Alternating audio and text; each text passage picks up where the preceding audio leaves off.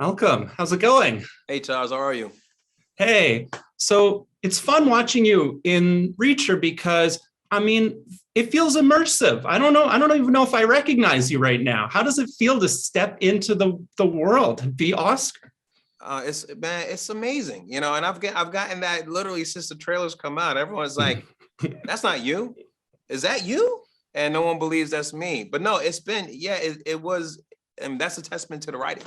That's a testament to it was just a listen. It was a pleasure to play, to put on that tweed suit, to put on those glasses, to play this guy who is tightly wound up by his trauma and his history, and bringing that into this new town in order to, and to be their chief detective. For sure.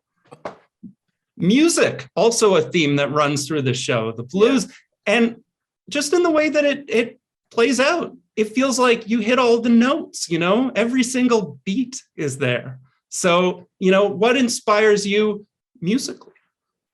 What inspires me musically? I love music. I'm a big fan of music, and I'm such a big fan of music. One of my guilty pleasures is I watch a lot of I do watch a lot of like The Voice and like the X Factor, and I love people. I love it because people are seizing the moment. It's like it has to happen in one take. It has to happen at that particular time. And I love to see, I'm like, no matter what you say about the production around it. Alan and I was talking about this because he did American Idol. And I'm like, oh yeah, I saw that season. I've seen all the seasons. But it's seizing the moment, and I think that's with anything in life, just seizing that moment for what you want to do, for what you want to accomplish. And it's right there. And you get one shot at it in that moment.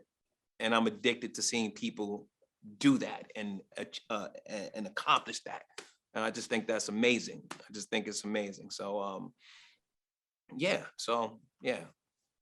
Do you think maybe you watch the reality competition shows, the way people respond to your work, that, that kind of gets them within it? I've noticed with iZombie, certainly that, it was a popular show at the time, but it's really taken on a new life once it was on Netflix. Many, many people coming to it, responding to it. So, what's that like for you when people, have you had a favorite fan encounter, fan interaction? How do you enjoy when people are really responding to your work? Oh man, you know what? I tell people I'm shy in real life. I'm like, I'm shy. I'm not good at, compliments and things, but it's been overwhelming. I'm definitely recognize it and absorb as much as I can. The fandom around iZombie was amazing. The fandom around Jack Reacher has been amazing. So and for me, in order so I don't get so overwhelmed and my anxiety don't take over, I look at it in terms of, if people are feeling that way, we did our jobs. We serviced the scripts, we serviced the character, and at the end of the day, that's my goal, is to bring this written character to life, so you can hear the character's heartbeat, feel the character's breath, and feel some type of connection with them. And so when that happens, I look at it in terms of, we did what we were working so hard to do. Mission accomplished. A lot of what happens on the show, as I said with those beats, plays out towards the end of the show. At the end of the season, you really get to step into it.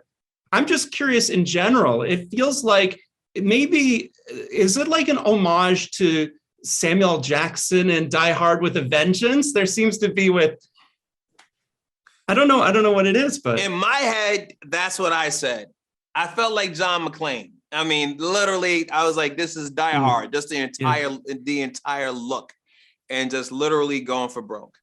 And and that was a great one. That shooting that sequence and having that moment when literally he has to, it's pretty much he undoes his shackles of grief and things that was represented in his suit. And I'm taking it off and I'm cutting loose. So that moment was, obviously you see Finlay in a way you've never seen him, because he is, free, metaphorically. He is just like, I'm leaving all this behind me. And by doing that, he's able to move forward because all of those issues were actually holding him back. Looking at what you have upcoming too, I mean, you're going to be working with Mike Flanagan. Midnight Mass was one of my favorite shows of the past year. So, what's it like for you that you just, I don't know, you seem to be really hitting your stride now. Do you feel like that? Do you feel like everything has come together? Is it leading up? How do you feel in terms of your own arc? Yeah, good question. It's listen, I mean, I look at when I worked on American Gangster, and since American Gangster, it's been nonstop. I've just been very blessed and fortunate in that way.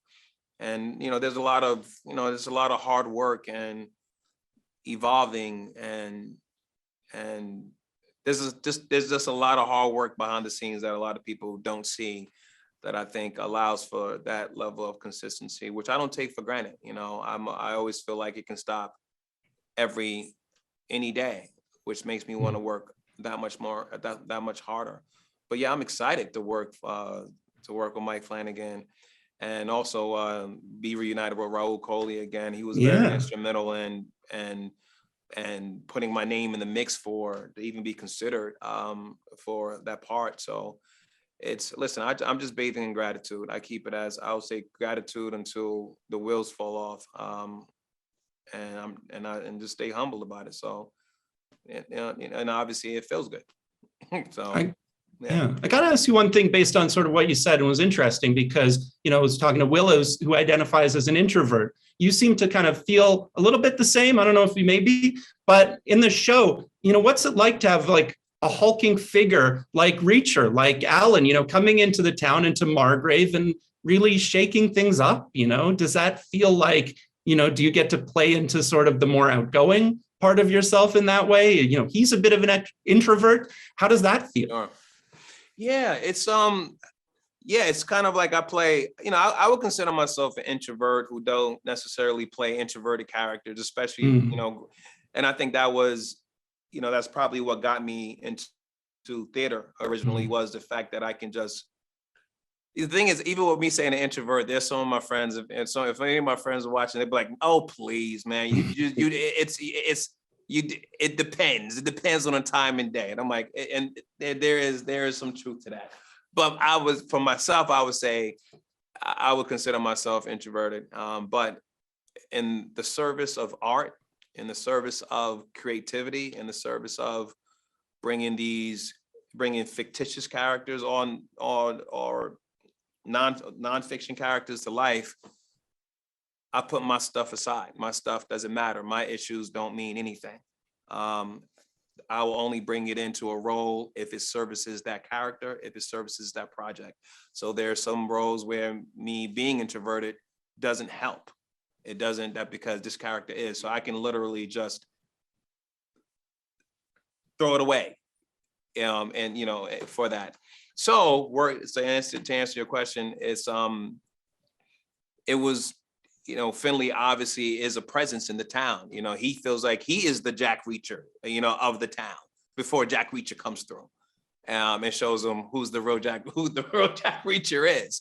And obviously he sits there and he has to find some way to coexist with them, which I think Nick and the writing staff did a great job with having that marriage happen organically. I just wanted to say it must be incredible for you that this show, I mean, the reach of Prime Video in so many different countries must be incredibly exciting.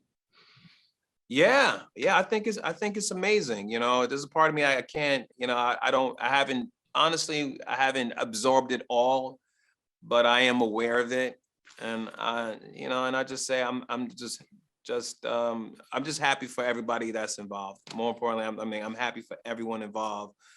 Amazon, Paramount, Skydance, Nick Santoro, who this is our 5th project working together. Alan deserves everything. I mean, he put his blood, sweat, and tears on a level into Reacher, and I hope people just enjoy what we've all created. I definitely enjoyed it. Thank you so much, Mel. It's such a pleasure. Thank you. Appreciate it. Thank you.